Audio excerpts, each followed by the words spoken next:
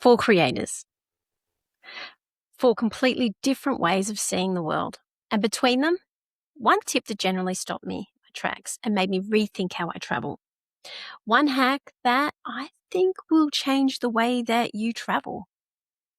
One hack that could save you lots of time planning, and one travel advice that I think everybody should know. I've been doing Instagram Reels or Instagram Lives with content creators. I do one a month, and I thought this information is too good to just leave out there into the universe.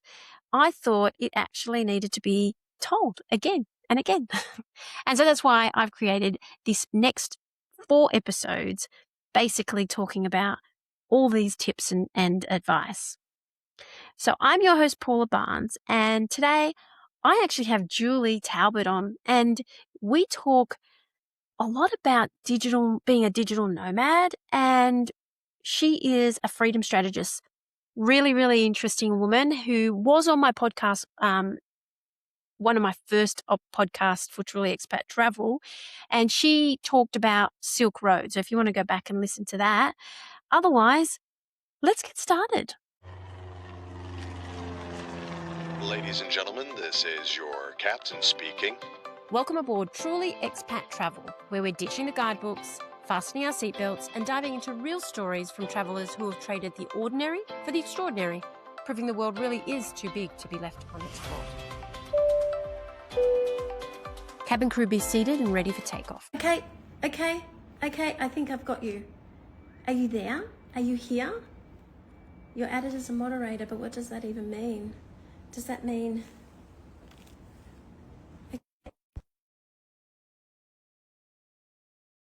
Yeah, Julie? Feels silly. I'm just talking to myself. Okay, you've clicked the request button and I have accepted. And... Yes!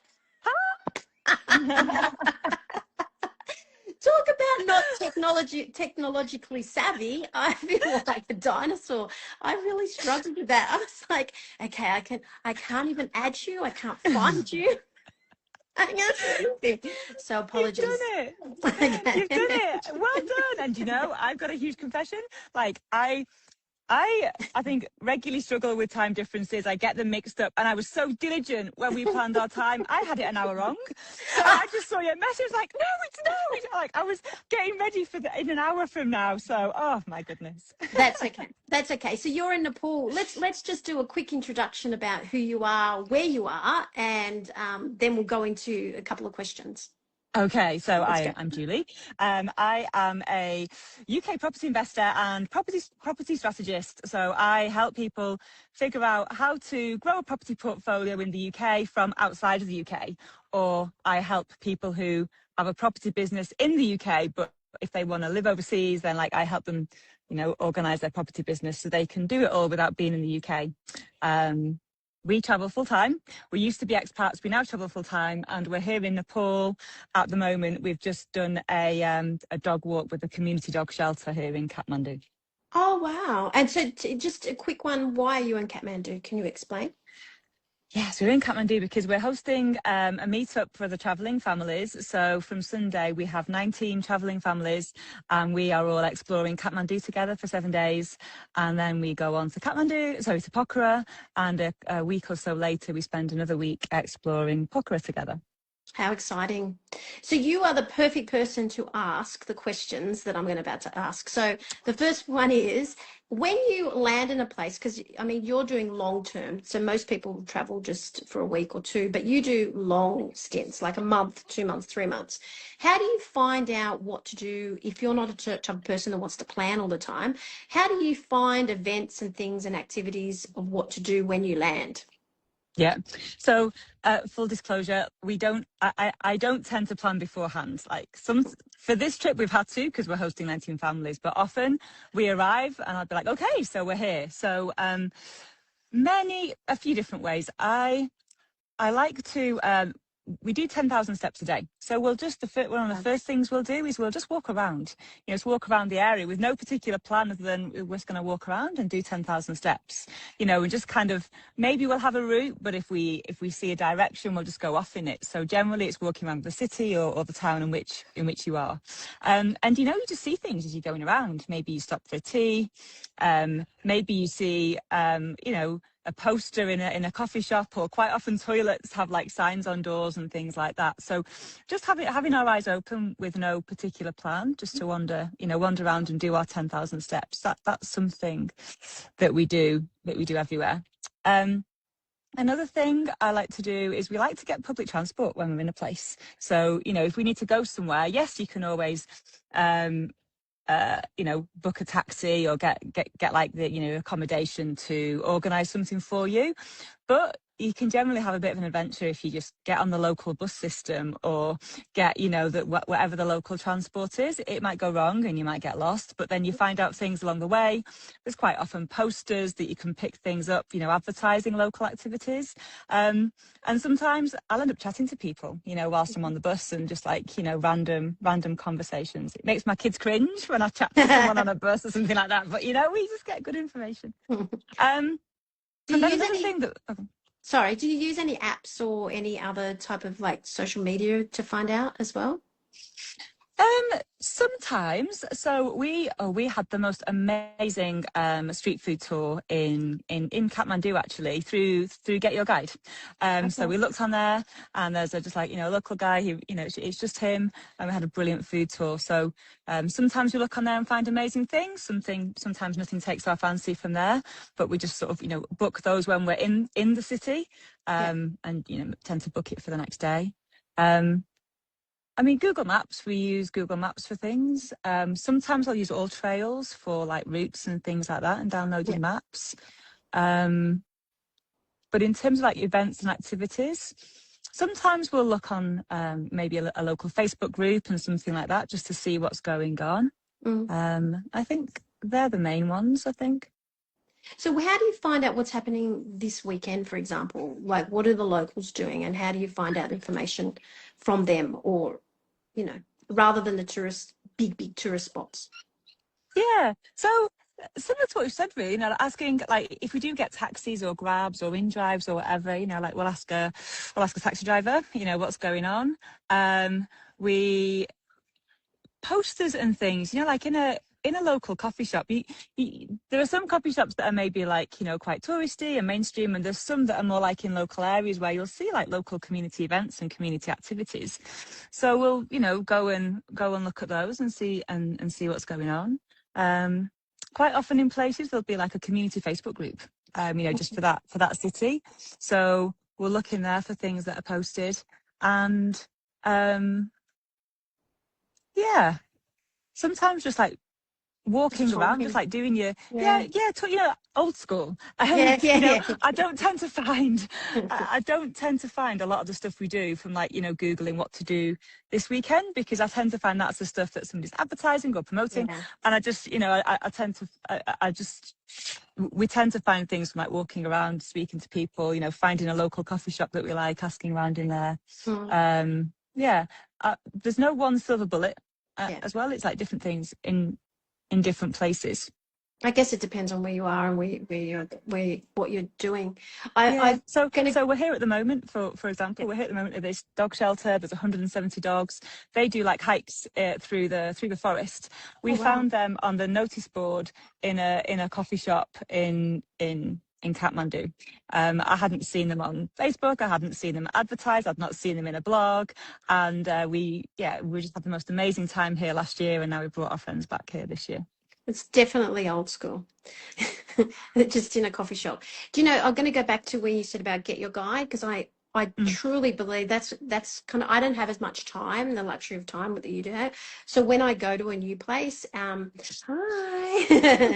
I go to a new place, I do the same thing. I go GetYourGuide, either like a walking tour or a food tour, because the guides really know their stuff, right? So you can pick their brain on what's going on, if there's anything to do, because I find if I've got a couple of days spare, they're the people that I speak to Yeah, figure out where I'm going to go. So I like that yeah. tip.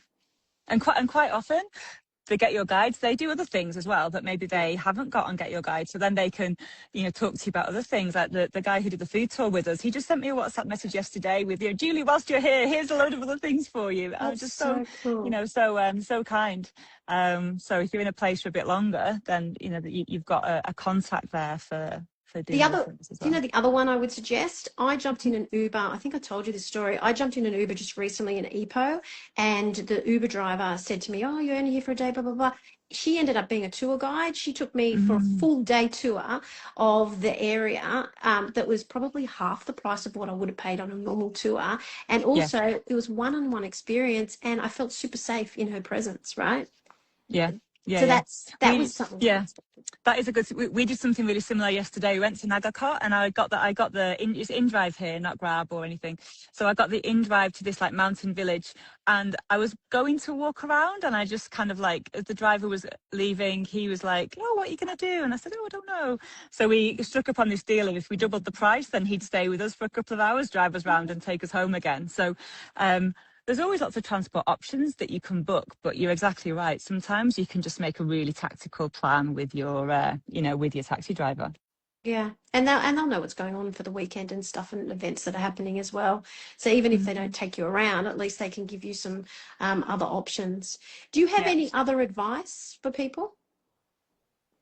Oh, something we've done really recently, and I've just been talking to somebody about it today, and they did it because we did it, and they had the same brilliant experience. So as a traveling family, we decided to stay in a hostel, which I would never normally thought of a hostel. Like to me, hostels like backpackers and like, it's kind of like a different season of life. But we stayed in hostels, and we met so many different sorts of people. Like, some people were doing driving tours across like, continental Asian continent. Some people were like retired and doing trips. There was some of the families. There was some like, pairs of 20-year-olds who were doing trips. But we met a really different demographic of people who, to talk to and to learn from. And some of the hostels were like co-working space hostels. You had people who lived there, who Yeah, worked there. So again, you're learning from people who live there, who are sort of like freelancing but working for like different organizations. And it just brought such a rich experience to us being in we were in Kyrgyzstan actually, yeah. and we stayed in a few hostels. So I would never have thought of as a family to go and stay in a hostel, but it's something now that I would definitely look at again, because we booked a room of 4. So yes, we're in bunk beds, but there are some really, really boutique hostels about these days. Like, it's not the hostel that I used to stay in. It's very Really, different. really different. And they have kitchens, you can cook for yourself. We were baking cakes and biscuits. The kids were like, serving up biscuits to all the other residents and staff and stuff. So, and it has focused on like community activities as well. So that's a bit of a really new hack for us, actually. That's a great tip, actually, because I think these days, not all hostels, because there are some hostels that are still a little bit like dorms Yeah, and stuff, but there yeah, are a lot of hostels now that are brand new, that are catered for families, that you can have your own rooms, you can have your mhm, own privacy. And so it's not really that, bunk bed kind of yeah. communal feel that you used to have to do back when I was backpacking many, many years ago. Many, many years ago. Not that long, Paula. Last week. It was just last week. Yeah, it was just, I was 21 just last week. But yeah.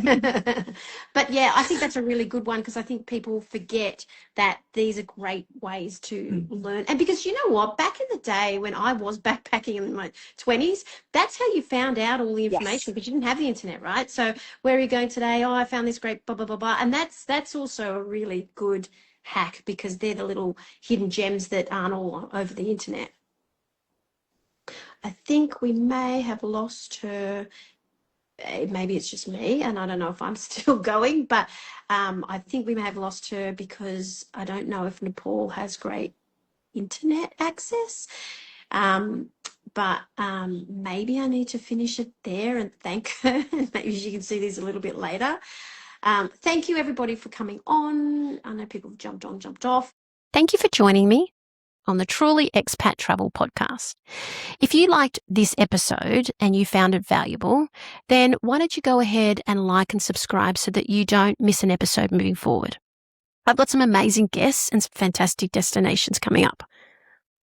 But if this is the episode and this is the destination that you really want to go to, then I suggest you head over to trulyexpattravel.com, where you'll find travel guides and deep dive into this sort of destination.